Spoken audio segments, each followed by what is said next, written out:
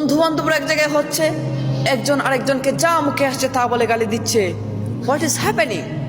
Brother, you are a Muslim, it can never be a trend for you. এগুলা তোমার মুখে শোভা পায় না। তুমি একজন মুসলিম। শুনে রাখো, মানুষের মুখের ভাষা যত খারাপ হয় তার ঈমান তত কমে যায়।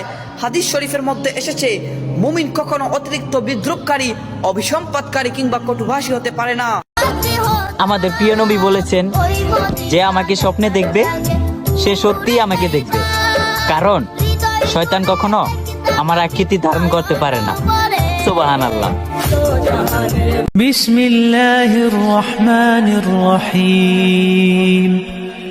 ألم نشرح لك صدرك ووضعنا عنك وزرك الذي أنقض ظهرك